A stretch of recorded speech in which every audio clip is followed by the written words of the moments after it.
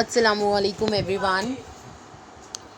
Welcome back to chapter number 1 of Political Science Standard 9, that is Post World War Political Development. See, till now we have learned in the civics about the constitutions, what Indian constitution is all about, what are our basic rights, and what the law of India says to us. We have learned about the Gram Panchayat. That means before in the village also, and even in some village also, the Gram Panchayats, things are still happening. Today in this chapter we will going to learn about the relation of relation and political development after post world war. So let's begin. In the civics textbook till now, we have studied local self-government institutions, India's constitution and our political system or governmental structure. In this class, we are going to study India's relation with the world. You must have understood world geography through the study of geography. You must have become familiar with the global historical events through the study of history. Now, through the study of political science, we are going to study India's relation with the world and some major global issue.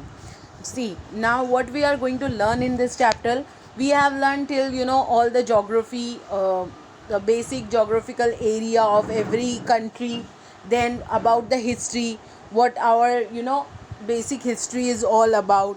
We are familiar with with that. Even we have learned the global historical events. Now we have to learn the India's relation with other countries, how India's deal with other countries, how their relation, how is its relations with other countries, how we get all this. So let's start.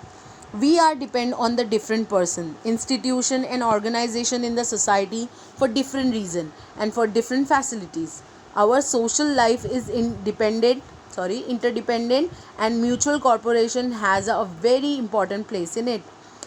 Just as it true about intervals and societies, it applies to different nations as well.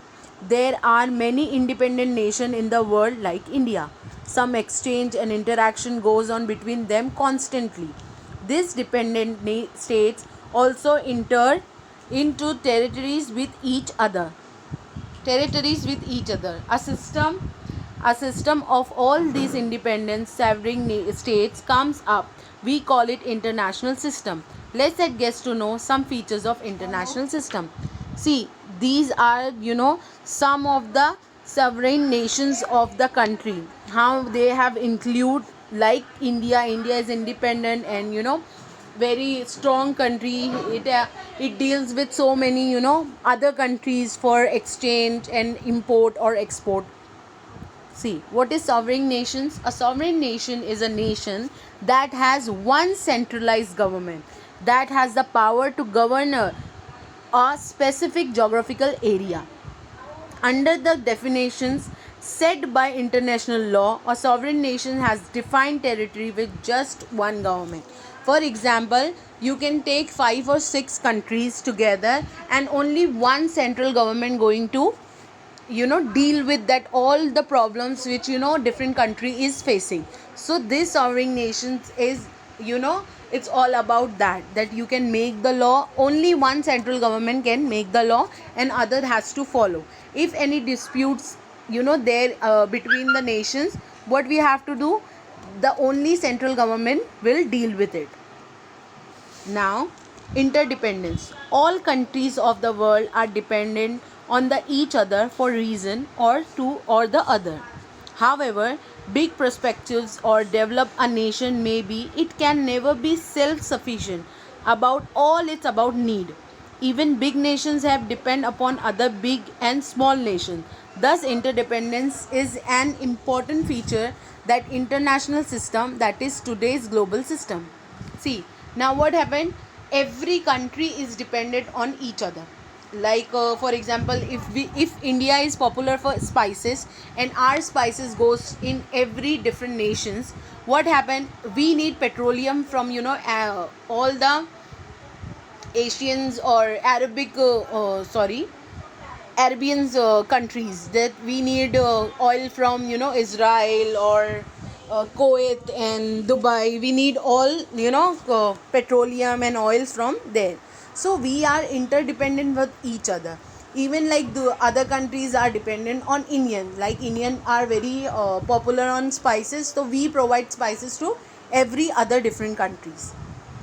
See India's relation with different countries, and we are all together. We If we wanted to survive in this earth, we are dependent on each other.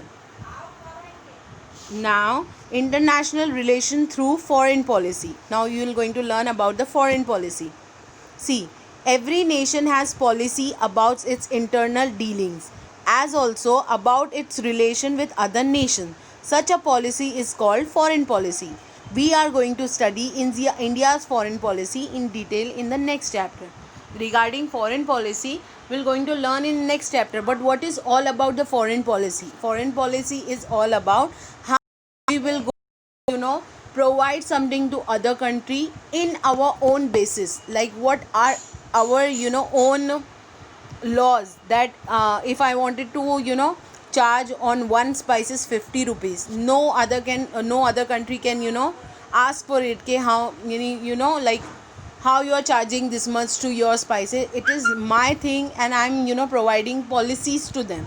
So this is all about international policy, foreign policy. See, now backgrounds. The world in which we live today has been shaped through many events and developments.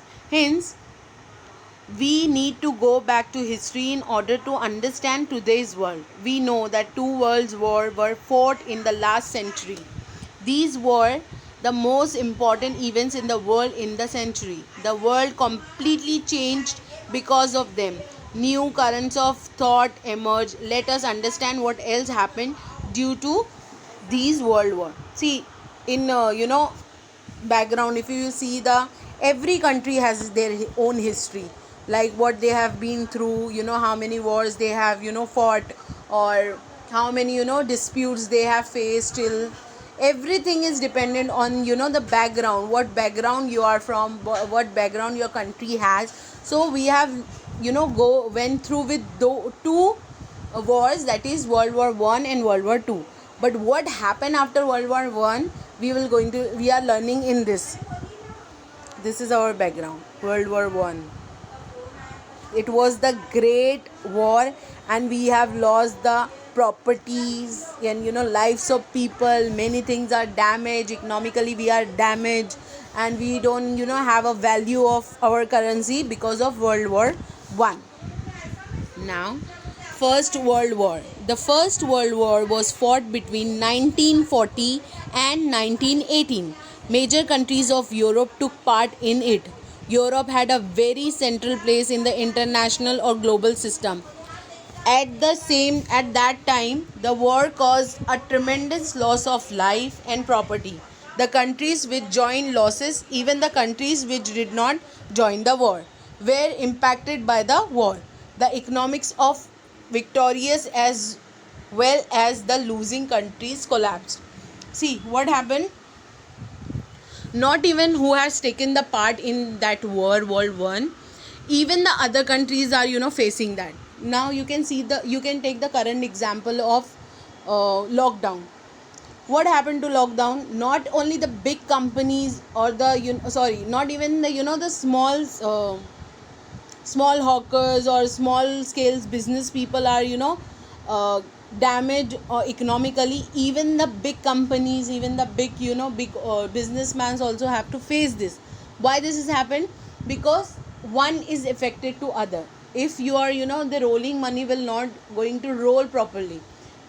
This change, the money change will not roll correctly. What happened? We have to face damage. Likewise, when the countries, some of the countries which took part, they have to face the property loss and life loss, and even economically damaged. Even that, because you are economically damaged, you cannot buy much thing. Because of not buying and importing and exporting, the other countries also has to face this. So we're going to learn here till here. Then we'll see in the next chapter. You can see some of the countries which have took part in World War I: Italy, Australia, Germany, and this all, Russia, France, Britain. This all, the part of First World War. We'll see in the next lecture. Thank you.